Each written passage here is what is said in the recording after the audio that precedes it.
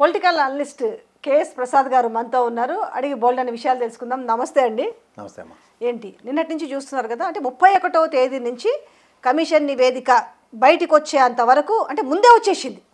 31వ తేదీ తీసుకొచ్చేసి వారు ఆయన సబ్మిట్ చేయడము, ఆ తర్వాత దాని మీద త్రిసభ్య కమిటీ వేయడం, ఇదంతా జరుగుతున్న నేపథ్యంలోనే ఆంధ్రజ్యోతి, ఈనాడు, కొన్ని ఛానల్స్, కొన్ని పత్రికలు అప్పుడే ఏమేమి ఉంటాయి, ఎట్లా అరెస్ట్ చేయబోతున్నారు, ఇందులో ఈయన ఏమేమి తప్పులు చేసిండో అంతా ఆద్యుడు ఆయనే అన్నట్టుగా ఆల్రెడీ ప్రొజెక్షన్ ఇచ్చిన నేపథ్యంలో అసలు లీక్ ఎట్లయింది? ఫస్ట్ ఇప్పుడు మైక్ నాకు ఎక్కడ పెట్టామో ఎక్కడ పెట్టావు, అది కుర్చీ కింద మైక్ పెడితే నువ్వు ఆ ఛానల్ నుంచి వచ్చావని చెప్పొచ్చు.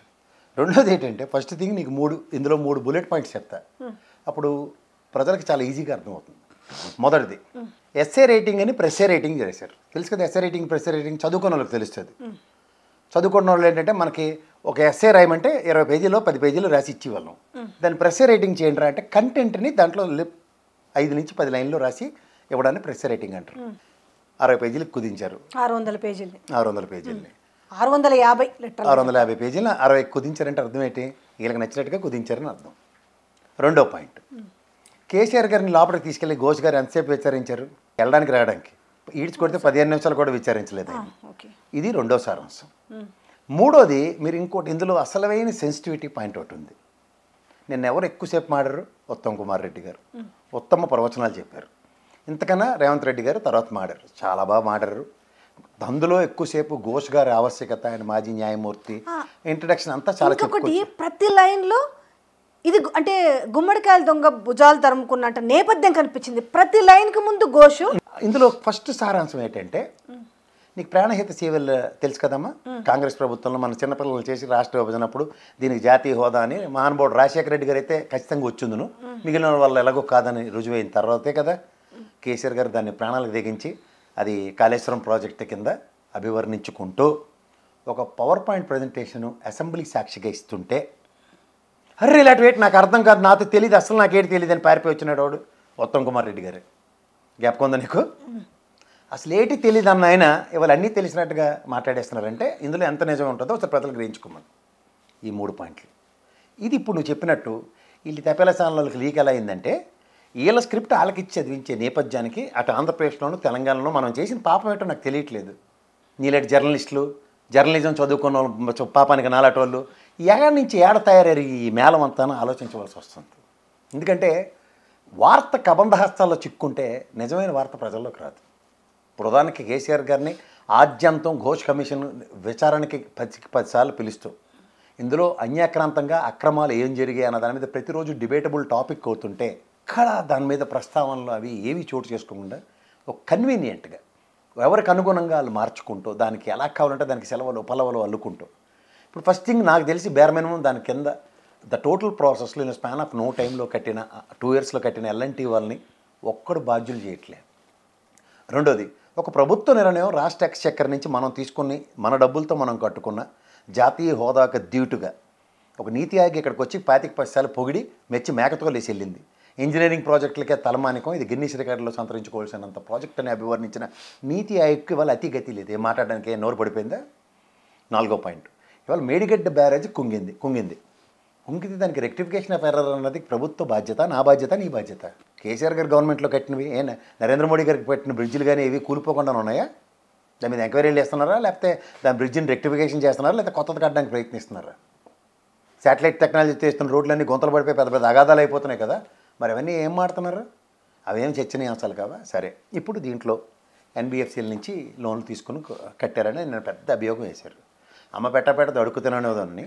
దాని మీద ROI అంటాం, రిటర్న్ ఆన్ ఇన్వెస్ట్మెంట్ ఎంత ఫాస్ట్గా వస్తుంది అన్న దగ్గర 16.5 లక్షల నుంచి 20 లక్షల ఎకరాల సాగుకు వచ్చిన ఆయకట్టు సాగు అవుతుంటే స్పాన్ ఆఫ్ నో టైంలో దాని మీద ROI అంటే రిటర్న్ ఆన్ ఇన్వెస్ట్మెంట్ ఎంత ఫాస్ట్గా క్లియర్ చేయొచ్చు అన్న ప్రాథమిక అంచనాతోనూ. దానికి మీకు కూడా అర్థమయ్యే భాషలో చెప్పాలంటే, ఇవాళ బియ్యం కొనడానికి ఏం చేయాలో తెలియక కింద మీద పడుతున్న ఈ ప్రభుత్వం వర్సెస్ గత ప్రభుత్వంలో, అరే బాబు వడ్లు పండించగలరా బాబు, పుణ్యం ఉంటుంది బతిమాలుకున్న ప్రభుత్వం, అంటే ఎబ్బడి ముబ్బడిగా సాగు అయిన గత ప్రభుత్వ అనుభవాలు వర్సెస్ ఇప్పుడు మీరు ఏం చేస్తారో అసలు ఆలోచించుకొని చెప్పండి. ఈ అన్నిటి విషయాల్లో సారాంశం ఉంటే మైకులు ఎక్కడ పెట్టినా, లీక్లు ఎన్ని ఇచ్చినా, ఎస్ఏ రేటింగ్ ప్రెస్ఏ రేటింగ్గా రాసినా సరే, కాళేశ్వరం ప్రాజెక్టులో కేవలం 15 నిమిషాలు నిడివిని మాత్రమే కేసీఆర్ గారితో ఘోష్ కమిషన్ చర్చించినా, ఆయన సుప్రీంకోర్టు మాజీ న్యాయమూర్తి అయినా సరే, మళ్ళీ త్రిసభ్య కమిటీ దేనికి వేశారో మీరే ఆలోచించుకోండి. ఒక వార్తని దాంట్లో ఉన్న డెన్సిటీని శాంచ్యూటీని ఎస్టాబ్లిష్ చేయడానికి ఆద్యంతం బొంగరాలు గింగరాలు తిరుక్కొని బదులు గౌరవ అసెంబ్లీ మీటింగ్ని కాల్ఫర్ చేసి ఇరుపక్షాల సమక్షంలో దాని వాస్తవాలు ఎందుకు బయట పెట్టలేకపోతున్నారు? దానికి మీ ప్రెస్ మీట్ కన్నా ఫస్ట్ అసెంబ్లీ సమావేశాలకు కాల్ఫర్ చేసి ఘోష్ కమిషన్ యొక్క సారాంశం ఇది, వీఆర్ సీకింగ్ ఎక్స్ప్లెనేషన్, ఇది ప్రజాస్వామ్యం, ఇది మా ప్రభుత్వం దాన్ని బాగు చేయాలి, దీనికి ప్రజాస్వామ్యాలు మీరు చేసిన తప్పో ఒప్పో ఇది ప్రజల బావుల్లో చర్చించండి. యాక్యురేట్ ఫిగర్స్ ఏవో చెప్పమనండి. 5 బడ్జెట్లు తీసుకొచ్చి పెడతారు. ఒకసారి ఈటెల రాజేంద్ర ఆర్థిక మంత్రి, ఒకసారి హరీష్ రావు గారు ఆర్థిక మంత్రి, ఒకసారి ఈటెల రాజేంద్ర గారు ఇరిగేషన్ మంత్రి, ఇంకోసారి హరీష్ రావు గారు ఇరిగేషన్ మంత్రి. వీళ్ళిద్దరికీ 2 ఎబిలిటీస్ ఉన్నాయి, as a finance and as a irrigation.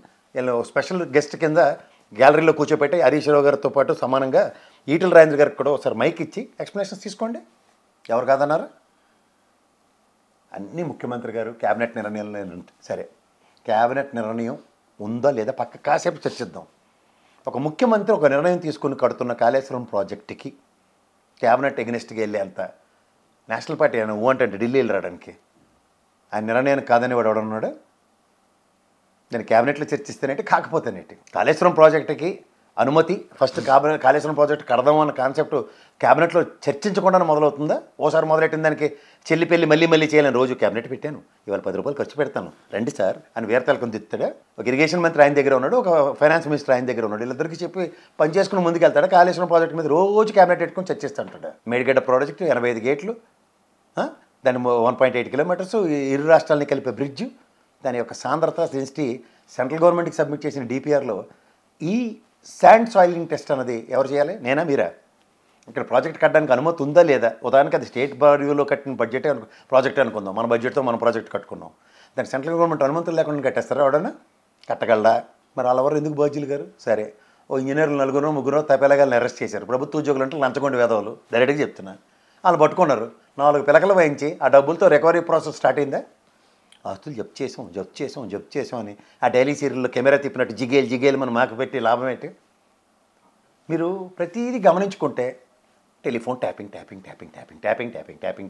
డిస్కేం Deepavali టపాకాయలో తుస్తుమని కానీ దీన్ని తీసుకొచ్చారు. కాళేశ్వరం నాకు తెలియకొడతాను అక్కడంటే వాళ్ళు ఏడు చేయాలో తెలియక కాలక్షేపం చేస్తాను. ఆంధ్రప్రదేశ్లో మీకు బ్రహ్మాండం గవర్నమెంట్ ఇచ్చారు, మీరు చేయవలసిన పనులని ఇలా కేక్ వాకలాగా బంగారు పల్లెల్లో పెట్టి మీకు వడ్డించిన ఇస్తరులు రాజశేఖర రెడ్డి గారు చంద్రబాబు నాయుడు గారు చెప్పినట్టు ఇస్తే మీకేటి తెలుస్తుంది? ఇది తాడుతన్నులు లేకుండా ఎటు పరిగెడుతున్నారు మీరు?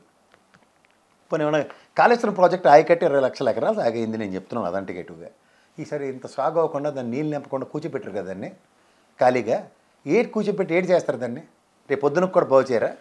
ఈ 5 ఏళ్ళు 10 ఇయర్లో బాగు చేయకుండా దాన్ని అలా వదిలి ఏదైనా చార్మినార్ కూలిపోయిన కుతుబ్షాహి టూమ్స్ అవన్నీ చూపించినట్టు సందర్శకులకి అప్పుడు మేడిగడ్డ ప్రాజెక్ట్ కట్టారు 2 సంవత్సరాలనే. ఇంజనీరింగ్ అద్భుతం. నీళ్ళు నింపితే బాగానే ఉంటుంది కానీ ప్రస్తుతం నీళ్ళు నింపలేము అని కాలక్షేపం చేసుకుంటూ కూర్చుంటారా? సీరియస్గా చెప్తున్నా, బీఆర్ఎస్ పార్టీ నుంచి వచ్చే ప్రెస్ మీట్కి కాంగ్రెస్ పార్టీ వాళ్ళు పెట్టి ప్రెస్ మీట్కి ప్రజలు ఇటుపక్క జుత్తు వాళ్ళ ఉండి వాడు ఒక సినిమా యాక్టర్ వాళ్ళకి జుత్తు పీక్కున్నట్టు మేము అందరం పీక్కోవాల్సి వస్తుంది. ఈ ఊరితో నిజం రాబాయ్. వాళ్ళకి ప్రజాప్రభుత్వం ఇచ్చాం, వాళ్ళు కట్టారు. మీకు ప్రజాప్రభుత్వం ఇచ్చాం, మీరు దాన్ని బాగు చేయండో లేకపోతే తగరాలు పడిన ఆ ఇంజనీర్లను అన్నో 4 పిలకలు వాయించి లోపల కూర్చోబెట్టండి. ఎవడు కాదన్నా? ఒక ముఖ్యమంత్రి రాష్ట్ర ప్రయోజనం తీసుకున్న నిర్ణయానికి, ఎందుకంటే ఏ నీళ్లు నిధులు నియామకాలు అన్న దాని మీద ఒట్టుకోట్లో కూర్చొని ఉంటాడు కేసీఆర్. నీళ్ళు ఇవ్వాలి అంటే ఇంత నార్దర్న్ తెలంగాణకి ఎంత ఆయకట్టు సాగు అవుతుందో ఆ ప్రాథమిక అవగాహన లేకుండా వ్యవసాయదారుడు ఉండి అంటే ఆయన ఫామ్ హౌస్కి నీళ్ళు తవ్వుకున్నాడు కాలువ. ఆయన ఫామ్ హౌస్ నీళ్ళు తవ్వుకుంటే తోలలో నీళ్ళు కొట్టుకోకుండా నాకే వేసుకుంటారు చేస్తాను. ఇంకోటి ఈడ్చుకొడితే 10 ఎకరాల లోపల ఉన్న ఫామ్ హౌస్కి ఎంత కింద మీద పడిపోతారు అయినా. అంటే వాట్ నెక్స్ట్? ఇందులో నెక్స్ట్ రోజు శరతలాపర వదిలే సేమ్ మళ్ళీ వండి వారుస్తున్న వార్తలే. ఇవాళ హరీష్ రావు గారు ప్రెస్ మీట్ ఎట్టుంటాడు, తోలు తీసి డొక్క చేసి దోలు వాయించుంటాడు. మళ్ళీ ఎక్కడ దొంగలు అక్కడే అసలే తెలియని దాంట్లో నన్ను ఇన్వాల్వ్ చేయకండి రావు గారు అని ఉత్తమ్ కుమార్ రెడ్డి గారు. మీరు చెప్పినట్టే అసెంబ్లీకి 650 పేజీలు తీసుకురండి, మేమేం చేయాలో మేము అది చేస్తాము, మేము దేన్నైనా మన ప్రెస్ రేటింగ్ ఎస్ రేటింగ్ ఈ తపేలా సార్లు ఇచ్చిన స్క్రిప్ట్ చేస్తే కుదరదు కదా. ఇప్పుడు ఇవాళకి ఎందుకు ఆల్రెడీ మేము ఇవాళ ఢిల్లీ వెళ్ళాలి, 3 రోజుల పాటు వెళ్ళిపోయాం. మేము ఇవాళ ఢిల్లీ వెళ్ళిపోయాం, అయిపోయిందా లేదా?